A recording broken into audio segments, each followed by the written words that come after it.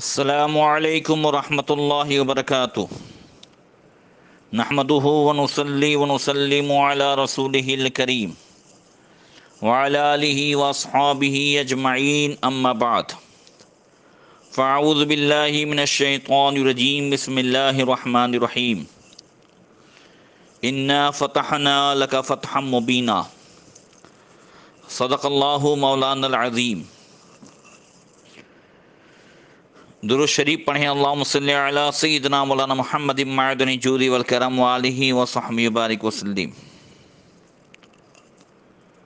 محترم سامعین، درس حدیث کے سلسلے میں فتح مکہ کا بیان جاری ہے۔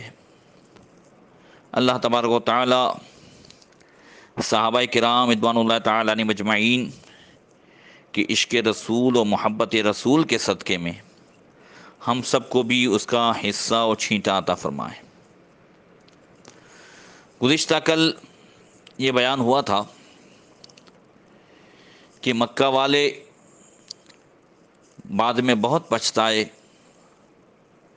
انہوں نے یہ اعلان تو کر دیا کہ ہم صلح حدیبیہ کو ختم کرتے ہیں، مگر بعد میں ان کی آنکھ کھلی جب اللہ کے رسول صلی اللہ علیہ وسلم کے وہ صحابی وہ قاصد حضرت زمرہ رضی اللہ تعالی عنہ مکہ والوں کا فیصلہ سن کر مدینہ شریف روانہ ہو گئے۔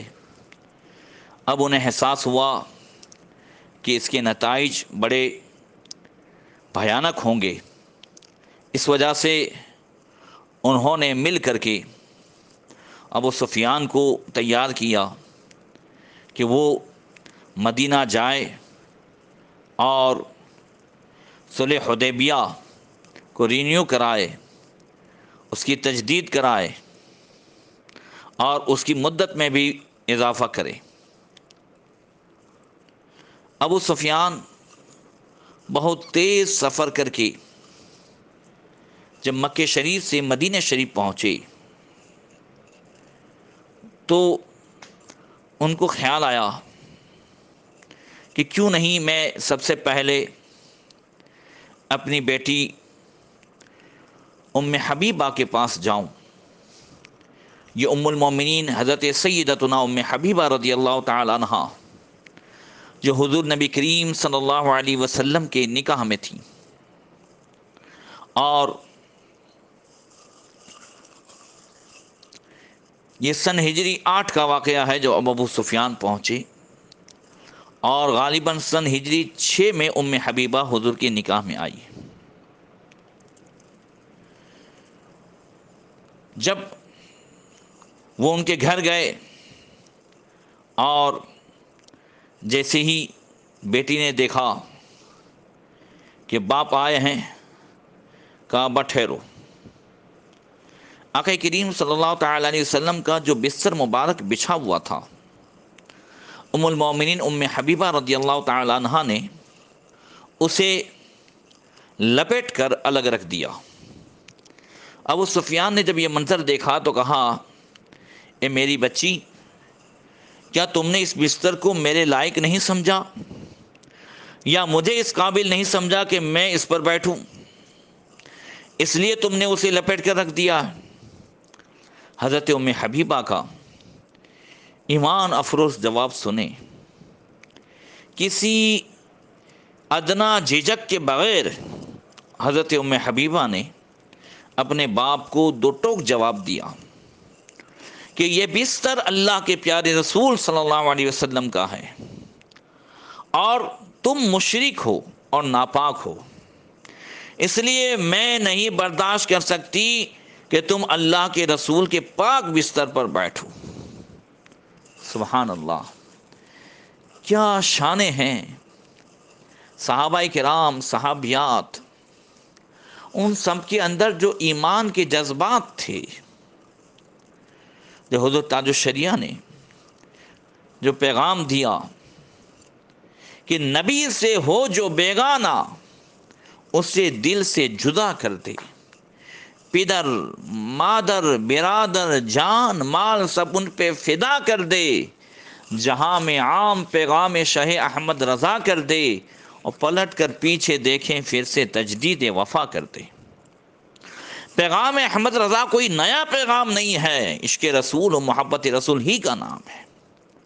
صحابہ کرام اور صحابیات کے اندر جو ہر لمحہ یہ پیغام نظر آتا تھا۔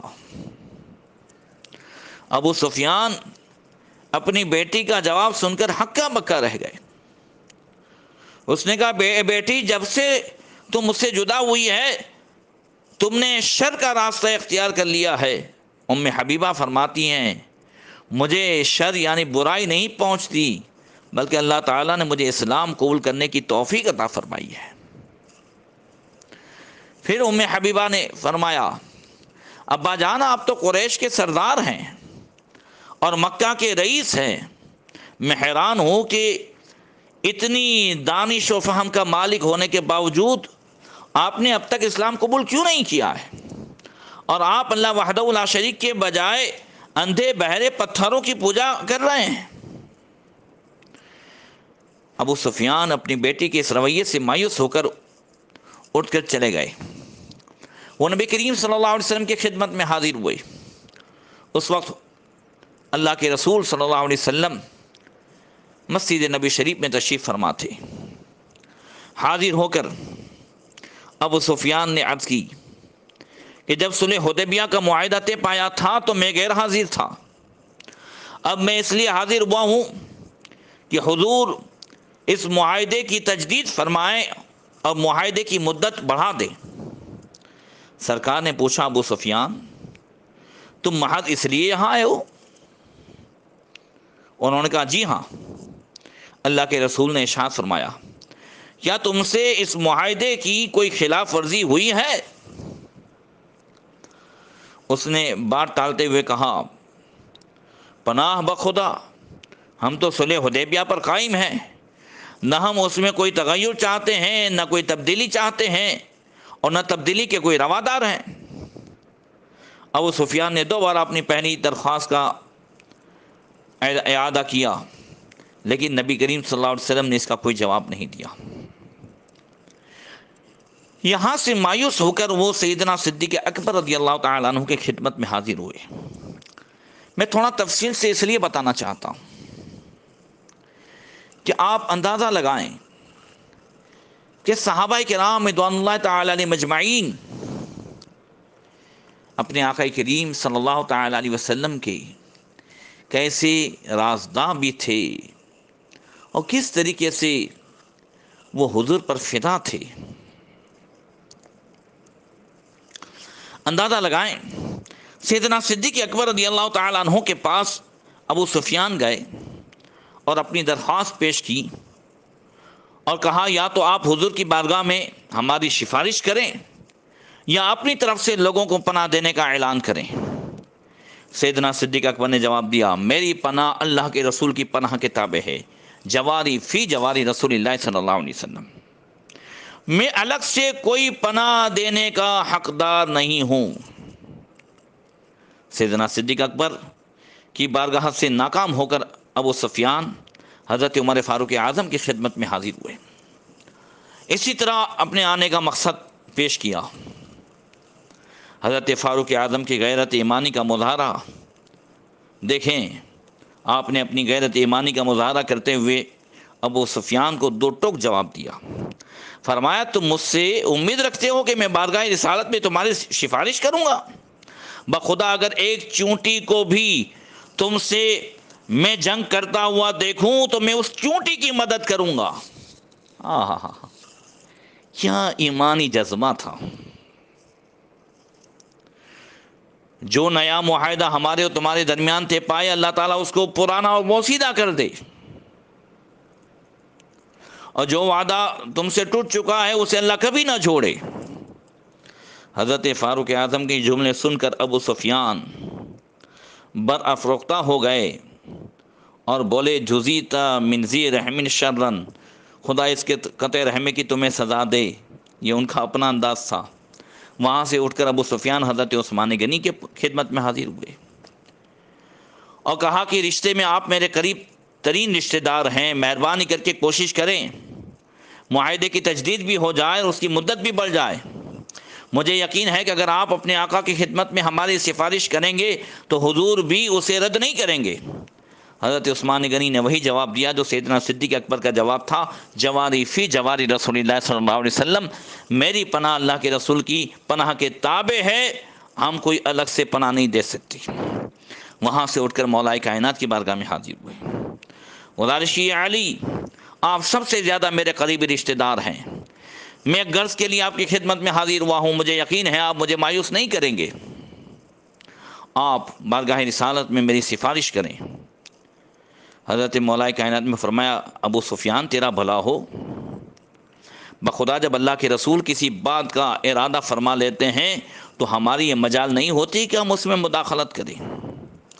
وہاں سے اٹھ کر ابو سفیان حضرت سعد بن عبادہ کے پاس آئے، کہا اے ابو ثابت، تم اس علاقے کے سردار ہو، اٹھو، لوگوں کے درمیان امن و امان قائم کرنے کا اعلان کر دو اور معاہدے کی مدت بھی بڑھا دو۔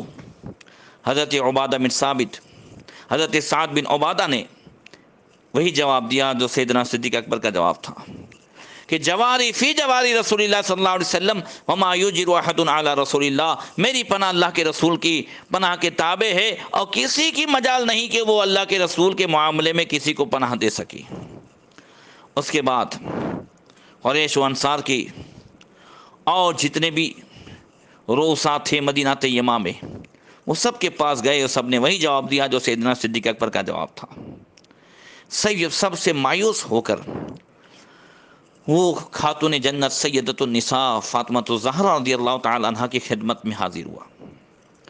اس وقت امام حسن بچے تھے اور اپنی والدہ ماجدہ کے سامنے گھٹنے گھسیٹ کر چل رہے تھے۔ ابو سفیان نے آپ کی رحم دلی کا سہارا لیتے ہوئے گزارش کی، اے محمد صلی اللہ علیہ وسلم کی لخت جگر، کیا تم لوگوں کے درمیان امن و امان کا اعلان کرنے کے لیے تیار ہو؟ آپ نے فرمایا، حضرت خاتون جنت نے، میں تو پردہ نشین خاتون ہوں، امن و امان کا اعلان کرنا میرا کام نہیں۔ ابو سفیان نے حضرت امام حسن مجتبیٰ کی طرف اشارہ کر کے کہا، کیا آپ اپنے بیٹے کو کہیں کہ وہ لوگوں کے درمیان امن و امان کا اعلان کر دیں، اس طرح تا قیام قیامت وہ سارے عرب کا سردار بن جائے گا۔ حضرت سیدہ خاتون جنت نے فرمایا، میرا فرزند اس عمر کو نہیں پہنچا کہ لوگوں کے درمیان امن و امان کا اعلان کرے، اور حقیقت تو یہ ہے کہ ہم میں سے کسی کی مجال نہیں کہ نبی کریم صلی اللہ علیہ وسلم کی اجازت کے بغیر کسی کو امان دے۔ چاروں طرف سے جب اسے مایوسی ہوئی، جب اندھیروں نے ابو سفیان کو اپنے حصار میں لے لیا، تو پھر وہ مولا کائنات کے پاس آئے اور حضرت علی سے کہنے لگے، اے ابو الحسن، حالات بڑے سنگین ہو گئے ہیں، مجھے کوئی نصیحت کرو کہ ان پیچیدہ حالات سے مجھے چھٹکارا ملے۔ مولا کائنات نے فرمایا، میں تو تمہیں کوئی ایسی بات نہیں بتا سکتا جس سے اس مشکل سے تمہیں نجات نصیب ہو، لیکن تم خود بنی کنانہ کے سردار ہو، خود کھڑے ہو کر لوگوں میں امن و امان کا اعلان کر دو اور پھر فوراً اپنے وطن واپس چلے جاؤ۔ حضرت علی چاہتے تھے کہ اس طرح وہ نکلے یہاں سے۔ ابو سفیان نے پوچھا، اگر میں ایسا کروں تو اس سے مجھے کوئی فائدہ ہوگا؟ حضرت مولا کائنات نے فرمایا، ہرگز نہیں، خدا کی قسم ہرگز نہیں، کوئی فائدہ نہیں ہوگا۔ چنانچہ ابو سفیان پھر بھی مسجد میں کھڑے ہو کر اعلان کرتے ہیں، اے لوگوں کان کھول کر سن دو، میں نے لوگوں میں امن و امان کا اعلان کر دیا ہے، مجھے امید ہے کہ تم میری امان کی بھی حرمتی نہیں کرو گے۔ وہاں سے اٹھ کر بارگاہ رسالت میں حاضر ہوئے، وہ کہنے لگے، یا محمد صلی اللہ علیہ وسلم، میں نے لوگوں کے درمیان امن و امان کا اعلان کر دیا ہے۔ پھر اپنے اونٹ پر سوار ہوئے اور وہاں سے بھاگ نکلے۔ اس وقت نبی کریم صلی اللہ علیہ وسلم نے اپنے ہاتھ اٹھائے، عرض کی، اللہم خذ العیون والاخبار عن قریش حتی نبغتها فی بلادہا، اے اللہ، ان کی آنکھوں پر پردہ ڈال دے اور ہماری کوئی خبر قریش کو نہ ملے یہاں تک کہ ہم ان کے شہر پر اچانک حملہ کر دیں۔ اس جد و جہد میں ابو سفیان کو کافی دن مدینہ طیبہ میں رکنا پڑا۔ جب اسے واپسی میں توقع سے زیادہ دیر لگی تو قریش نے ان پر الزام لگانا شروع کر دیا کہ ابو سفیان یہ مرتد ہو گیا ہے اور اس نے چھپ کر محمد صلی اللہ علیہ وسلم کی بیعت کر لی ہے اور اس نے اپنے اسلام قبول کرنے کو جو ہے چھپایا ہوا ہے۔ جب وہ واپس مکہ پہنچے اور رات کو اپنی بیوی ہند کے پاس گئے تو انہوں نے کہا کہ تم نے اتنی دیر لگا دی، تیری قوم نے تم پر تہمت لگائی ہے کہ تم مرتد ہو گئے ہو، اگر اتنا عرصہ وہاں رہنے سے تم نے کامیابی حاصل کی ہوتی تو پھر تم بڑے جوان مرد تھے۔ پھر اس نے وہاں کے حالات پوچھے تو ابو سفیان نے تمام حالات بتائے۔ ہند نے کہا تم اپنی قوم کے بدبخت قاصد ہو، تم سے کبھی کوئی کام بھلائی کا نہیں ہوا ہے۔ جب رات گزری اور صبح ہوئی تو ابو سفیان سیدھے اصاف اور نائلہ، یہ دو بت تھے جو صفا مروہ پہ رکھے ہوئے تھے، وہاں اپنا سر منڈایا اور ان کے لیے ایک جانور قربانی کا دیا اور ان کے خون سے اپنے ان بتوں کے سروں کو رنگین کیا زمانے جاہلیت کے مطابق، اور اعلان کیا لا افارق عبادتکم حتی اموت علی ما مات علی ابی، یا صاف نائلہ میں تمہاری عبادت سے کبھی باز نہ آؤں گا یہاں تک کہ اس عقیدے پر میری موت آ جائے جو میرے باپ کا عقیدہ تھا۔ یہ سارا ڈرامہ ابو سفیان نے اس لیے کیا کہ وہ اس الزام سے اپنے آپ کو برات ثابت کرے جو قریش مکہ نے اس پر لگایا تھا کہ ابو سفیان مرتد ہو گیا ہے، یعنی اس نے اسلام قبول کر لیا ہے۔ مکہ والوں کو جب ابو سفیان کی واپسی کی خبر ہوئی تو اس کے پاس جمع ہوئے اور پوچھا کیا خبر لائے ہو، کیا کر کے آئے ہو، کیا حضور نے کوئی تحریر تمہیں دی ہے یا معاہدہ کی مدت میں کوئی اضافہ کیا ہے؟ ابو سفیان نے کہا حضور نے ان مطالبات کو تسلیم کرنے سے صاف انکار کر دیا ہے، میں نے آپ سے بات کی لیکن آپ نے کوئی جواب نہیں دیا۔ پھر ان کے جلیل القدر صحابہ میں سے ہر ایک کے پاس گیا لیکن سب نے مجھے ایک ہی جواب دیا، جواری فی جواری رسول اللہ صلی اللہ علیہ وسلم، میری پناہ اللہ کے رسول کے پناہ کے تابع ہے۔ میں نے اب ابو سفیان نے صحابہ کرام کی اس ایمانی جذبات کا جو اظہار کیا ہے وہ سنیے۔ ابو سفیان جو اس وقت کفر کی حالت میں تھے وہ کہتے ہیں کہ میں نے آج تک کسی کو اپنے بادشاہ کی ایسی اطاعت کرتے ہوئے نہیں دیکھا جیسے حضور کے صحابہ آپ کی اطاعت کرتے ہیں۔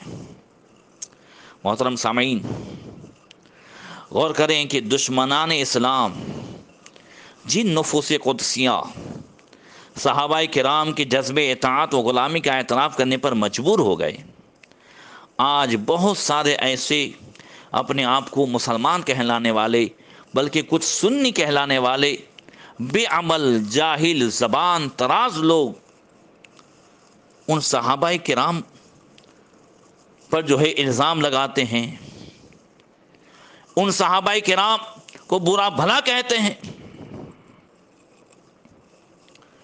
یہ ان کی حرمہ نصیبی اور بدبختی ہے اور اس پر جتنا افسوس کیا جائے اتنا ہی کم ہے۔ اللہ تعالی ہم سب کو جو ہے توفیق عطا فرمائے۔ اعلیٰ حضرت فرماتے ہیں کہ جان و دل تیرے قدم پر وارے، کیا نصیبیں ہیں تیرے یاروں کی۔ اللہ اکبر۔ وہ صحابہ کرام رضوان اللہ تعالی علیہم اجمعین کہ جن کو ہر وقت نبی کریم صلی اللہ تعالی علیہ وسلم کی دید ہوتی تھی اور روز ان کی عید ہوتی تھی۔ بہرکیف اللہ کے رسول صلی اللہ علیہ وسلم نے آقا کریم صلی اللہ علیہ وسلم ایک دن اپنے حجرے شریف سے باہر نکلے اور اس کے دروازے پر بیٹھ گئے، حجرے عائشہ کے دروازے پر بیٹھ گئے۔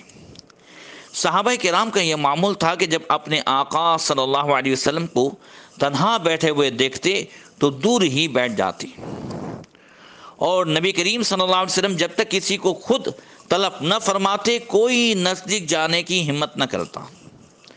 تھوڑی دیر کے بعد حضور نے حکم دیا کہ ابو بکر کو بلا کر میرے پاس بھیجو۔ سیدنا صدیق اکبر حاضر ہوئے، بڑے مؤدب ہو کر حضور کے سامنے بیٹھ گئے۔ دونوں حضرات دیر تک سرگوشی کرتے رہے، بات چیت کرتے رہے۔ پھر حضور نے حکم دیا ابو بکر میرے رائٹ سائڈ بیٹھ جاؤ۔ پھر حضرت عمر کو یاد فرمایا، وہ حاضر ہوئے اور سراپا ادب بن کر سامنے بیٹھ گئے۔ نبی کریم صلی اللہ علیہ وسلم نے ان سے بھی دیر تک مشورہ کیا۔ پھر حضرت عمر نے باواز بلند عرض کی، یا رسول اللہ، یہی لوگ مکہ والے کفر کے سرغنا ہیں، ان لوگوں نے حضور کو جادوگر، کاہن، کذاب اور مفتری کہا ہے۔ حضور نے حضرت عمر کو اپنے لیفٹ سائڈ بیٹھنے کا حکم دیا، پھر عام لوگوں کو حاضر ہونے کی اجازت دی۔ جب سب لوگ جمع ہو گئے تو سرکار نے فرمایا، اے میرے صحابہ، کیا میں تمہیں تمہارے ان دو صاحبوں کی مثال نہ بتاؤں؟ صحابہ نے عرض کی، ہاں یا رسول اللہ، ضرور ارشاد فرمائیے۔ حضور نے فرمایا، ابو بکر کی طرف رخ انور پھیر کر فرمایا کہ ابو بکر ابراہیم علیہ الصلوۃ والتسلیم کی طرح ہیں، جو اللہ تعالیٰ کے معاملے میں گھی سے بھی زیادہ نرم تھے، یہی حال ابو بکر کا ہے۔ پھر اپنا چہرہ مبارک حضرت عمر فاروق اعظم کی طرف کر کے فرمایا کہ نوح علیہ السلام اللہ تعالیٰ کے معاملے میں پتھر سے بھی زیادہ سخت تھے، یہی حال عمر کا ہے۔ اب تم لوگ جنگ کے لیے پوری طرح تیار ہو جاؤ اور ایک دوسرے کی مدد کرو۔ پھر مجلس برخاست ہو گئی۔ لوگ سیدنا صدیق اکبر رضی اللہ تعالیٰ عنہ کے پاس جمع ہو گئے اور ان سے پوچھا کیا باتیں ہوئیں۔ آپ نے فرمایا کہ نبی کریم صلی اللہ علیہ وسلم نے ان سے پوچھا کہ مکے پر حملہ کرنے کے بارے میں آپ کی کیا رائے ہے ابو بکر؟ تو حضرت ابو بکر کہتے ہیں، میں نے عرض کی، یا رسول اللہ، وہ سب آپ کی قوم کے افراد ہیں، ان پر حملہ کرنا مناسب نہیں۔ پھر سرکار نے حضرت عمر کو بلا کر اس کے بارے میں مشورہ کیا تو حضرت عمر نے عرض کی، یہ لوگ بڑے نابکار ہیں، کون سا جھوٹا بہتان ہے جو ان ناہنجاروں نے حضور پر نہ لگایا ہو۔ وہ سارے الزامات آپ نے ایک ایک کر کے گن کر کے دیے۔ چنانچہ حضور نے مکہ والوں پر چڑھائی کرنے کا حکم دیا۔ اللہ اکبر۔ اب ابو سفیان کے مکہ واپس جانے کے بعد نبی کریم صلی اللہ علیہ وسلم نے چند روز تک تو ایسے ہی توقف فرمایا۔ پھر ام المومنین سیدتنا عائشہ صدیقہ رضی اللہ تعالی عنہ کو حکم دیا کہ وہ سامان جنگ تیار کرے اور اس کے بارے میں کسی کو خبر نہ ہونے دے۔ پھر دعا کے لیے حضور نے ہاتھ اٹھائے اور اپنے پروردگار کی بارگاہ میں التجا کی، الہی مکہ والوں کو ہمارے بارے میں بہرا اور اندھا کر دے، تاکہ وہ نہ ہماری تیاریوں کو دیکھ سکے اور نہ ہمارے بارے میں کچھ سن سکے، تاکہ جب ہم اچانک ان پر حلہ بول دیں تب انہیں ہمارے پروگرام کے بارے میں کچھ پتہ چلے۔ نبی کریم صلی اللہ علیہ وسلم نے مدینہ طیبہ کے تمام راستوں پر پہرہ دار مقرر کر دیے اور سیدنا عمر فاروق اعظم ان پہرہ داروں کی خبر گیری کے لیے خود تشریف لے جایا کرتے اور انہیں تاکید فرماتے کہ کسی انجان آدمی کو دیکھیں تو اس سے پوری طرح پوچھ گچھ کریں۔ ادھر اللہ کے رسول صلی اللہ تعالی علیہ وسلم کے ایک صحابی حاطب بن ابی بلتع نے مکہ والوں کو ایک خط لکھا اور نبی کریم صلی اللہ علیہ وسلم کے ارادے سے انہیں آگاہ کیا اور ایک عورت کو دیا کہ وہ اسے بڑی احتیاط سے مکہ والوں تک پہنچا دے۔ اس خدمت کے بدلے اس عورت کو حاطب نے 10 اشرفیاں 10 دینار دیں۔ اس عورت نے خط کو جیب وغیرہ میں رکھنے کے بجائے اپنے جسے عورتیں وہ بال میں جوڑا باندھتی ہیں اوپر، جسے ہم بوڑا کہتے ہیں، اس میں چھپا دیا۔ راستوں میں متعین پہرہ داروں سے بچنے کے لیے وہ عام راستے کو چھوڑ کر جو پگ ڈنڈیوں کا جو راستہ تھا، جو عقیق کی وادی تک پہنچی ہوئی تھی، وہ پگ ڈنڈیاں وہ اس راستے سے پہنچی۔ اس خط میں لکھا ہوا تھا کہ ان رسول اللہ صلی اللہ علیہ وسلم قد توجہ الیکم بجیش کاللیل یسیر کالسیل واقسم باللہ لو سار الیکم وحدہ لنصرہ اللہ تعالی علیکم فانہ منجز لہ ما وعدہ فیکم فان اللہ ناصرہ وولیہ، کہ اللہ کے رسول صلی اللہ علیہ وسلم تم پر حملہ کرنے کے لیے متوجہ ہوئے ہیں، آپ کے ساتھ لشکر رات کے مانند ہیں اور وہ سیلاب کی طرح رواں دواں ہیں، اور میں اللہ کی قسم کھا کر کہتا ہوں اگر حضور تنہا بھی تم پر چڑھائی کرے تو بھی اللہ تعالیٰ اپنے رسول کی مدد فرمائے گا اور اپنے وعدے کو پورا فرمائے گا، بے شک اللہ تعالیٰ ہی اپنے نبی کا مددگار اور دوست ہے۔ حاطب کی اس حرکت کے بارے میں اللہ تعالیٰ نے اپنے حبیب صلی اللہ علیہ وسلم کو خبر دے دی۔ نبی کریم صلی اللہ علیہ وسلم نے حضرت علی اور زبیر بن عوام اور مقداد بن اسود کو طلب کیا اور حکم دیا کہ فوراً روانہ ہو جاؤ۔ جب تم روضہ خاک ایک جگہ کا نام ہے وہاں پہنچو گے تو وہاں تمہیں ایک عورت اونٹ پر سوار ملے گی، اس کی تلاشی لینا، اس کے پاس ایک خط ہے وہ اس سے لے لینا۔ یہ حضرات بجلی کی تیزی کی طرح سے جو ہے اس عورت کے پیچھے روانہ ہوئے اور بطن ایم کے مقام پر اس کو پکڑ لیا۔ وہ اونٹ پر سوار تھی، اسے اتارا اور اس کے سامان کی تلاشی لی، لیکن اس میں کچھ بھی نہیں نکلا۔ مولا کائنات مولا علی کرم اللہ تعالیٰ وجہ الکریم نے اس عورت کو ڈانٹتے ہوئے فرمایا، اللہ کی قسم، اللہ کے رسول نے ہرگز غلط بیانی نہیں کی ہے، تمہارے پاس یقیناً وہ خط ہے، بہتر ہے کہ وہ خط تمہارے حوالے کر دو ورنہ ہم تمہیں ننگا کر کے وہ خط تم سے نکال لیں گے۔ جب اس عورت کو یقین ہو گیا کہ اب معاملہ سنجیدہ ہو گیا ہے تو اس نے اپنے اس جوڑے سے خط نکالا جس میں وہ چھپا رکھا تھا اور حضرت مولا کائنات کی خدمت میں پیش کر دیا۔ سیدنا مولا کائنات خط لے کر بارگاہ رسالت میں حاضر ہوئے۔ سرکار نے حضرت حاطب کو طلب فرمایا، وہ آئے، ان سے پوچھا، حاطب یہ تم نے کیا کیا؟ انہوں نے عرض کی، یا رسول اللہ، بخدا اللہ اور اس کے رسول پر میرا پختہ ایمان ہے، میں ہرگز مرتد نہیں ہوا، میرا مکہ میں کوئی قریبی رشتہ دار بھی نہیں تھا جو ان حالات میں میرے اہل و عیال کی خبر گیری کرتا، میں نے یہ خط لکھ کر ان پر ایک احسان کیا ہے تاکہ اس احسان کے بدلے میرے اہل و عیال کا خیال رکھیں۔ نبی کریم صلی اللہ تعالیٰ علیہ وسلم نے حضرت حاطب کا یہ عذر سن کر فرمایا، وَإِنَّهُ قَدْ صَدَقَكُمْ، حاطب تم نے سچی بات بتا دی ہے۔ اب حضرت عمر نے جب حاطب کو دیکھا تو انہیں جھڑکتے ہوئے کہا، اللہ تعالیٰ تجھے ہلاک کرے، حضور نے مدینہ کے راستوں پر پہرہ دار مقرر کر دیے تھے تاکہ اہل مکہ کو جو ہے ان کی تیاریوں کے بارے میں کوئی خبر نہ ملے، اور تم نے انہیں خط لکھ کر خبر پہنچائی۔ پھر حضرت عمر نے حضور کی بارگاہ میں عرض کی، یا رسول اللہ مجھے اجازت دیجیے میں اس منافق کی گردن اڑا دوں۔ سرکار نے فرمایا، عمر، حاطب بدری صحابی ہے اور غزوہ بدر میں شرکت کرنے والے مجاہدین کے خلوص اور جذبے جانثاری کو دیکھ کر اللہ تعالیٰ نے ان کے بارے میں فرمایا، اعملوا ما شئتم قد غفرت لکم، اب جو چاہو کرو میں نے تمہیں معاف فرما دیا ہے۔ یہ سن کر حضرت عمر کی آنکھوں میں آنسو آ گئے اور عرض کی، اللہ رسول عالم، اللہ رسول ہی زیادہ بہتر جانے۔ محترم سامعین، خیر حضرت حاطب کی اس جو ہے اس معاملے کو اللہ اور اس کے رسول نے معاف فرما دیا۔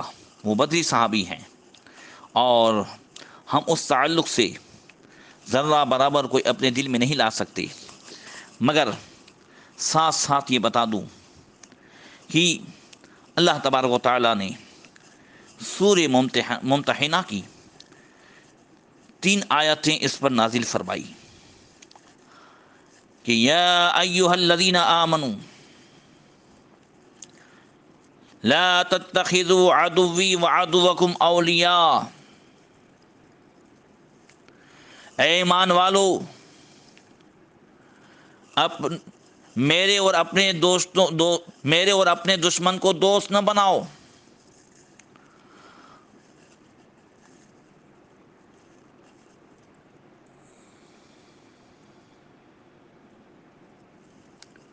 تلقون الیہم بالمودہ وقد کفروا بما جاءکم من الحق، تم انہیں محبتیں پیش کرتے ہو حالانکہ وہ حق باتوں کا انکار کر چکے ہیں۔ اللہ اکبر۔ یہ 3 آیتیں نازل ہوئیں جس میں بتایا گیا کہ کبھی بھی جو ہے یہ اللہ رسول کے جو دشمن ہیں وہ تمہارے دوست نہیں ہو سکتے ہیں۔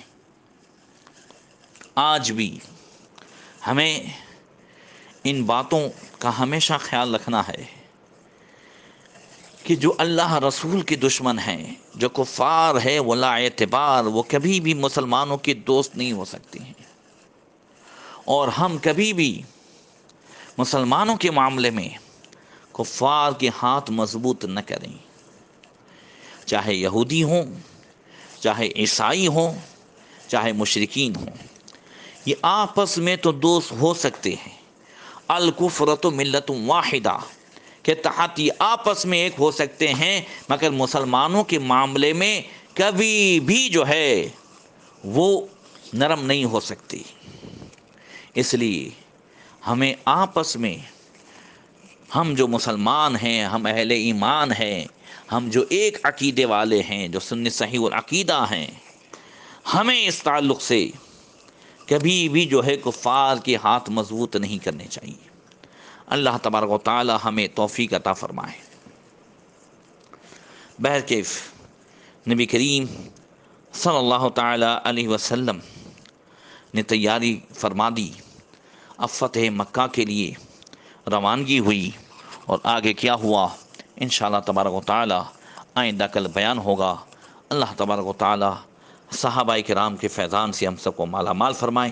السلام علیکم ورحمۃ اللہ وبرکاتہ۔